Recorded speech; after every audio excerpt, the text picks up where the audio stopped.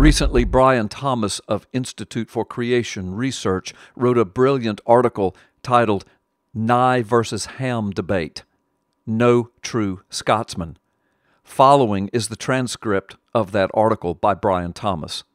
A surprisingly large number of people, some 3 million, watched live online February the 4th as debaters discussed the topic, quote, "Is creation a viable model of origins in today's modern scientific era?"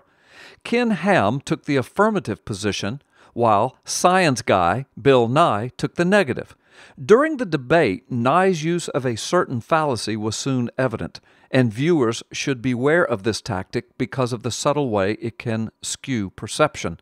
Each time Nye contrasted Ken Ham's creation model of a young world with us in the scientific community, he committed the no true Scotsman fallacy.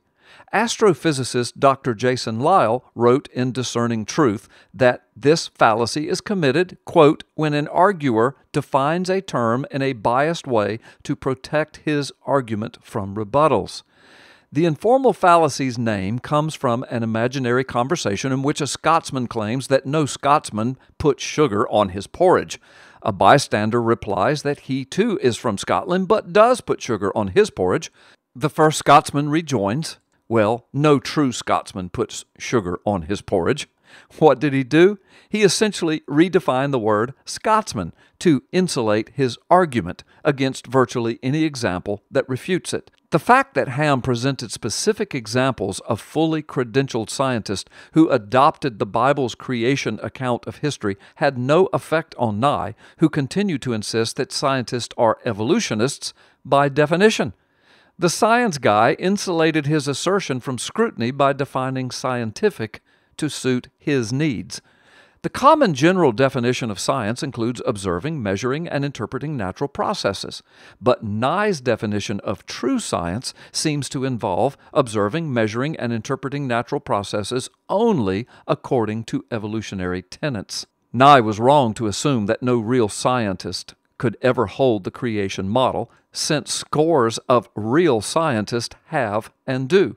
This is amply demonstrated in books like In 6 Days, Why 50 Scientists Choose to Believe in Creation, and The Genesis Files, which contains 22 interviews with PhD scientists who ascribe to the creation model and tell their stories.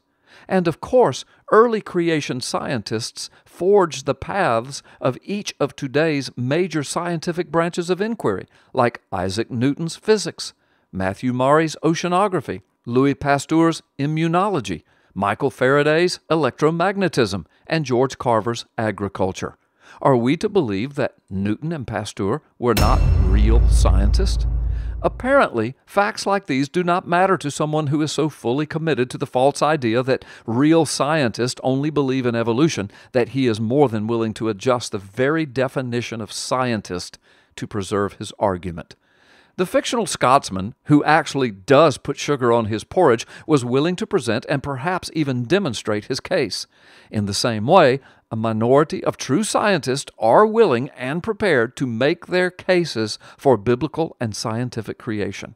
Why would anyone even feel the need to protect their anti-creation definition of scientist with a no true Scotsman fallacy unless the evidence for recent creation that believing scientists are prepared to present constitutes a real threat?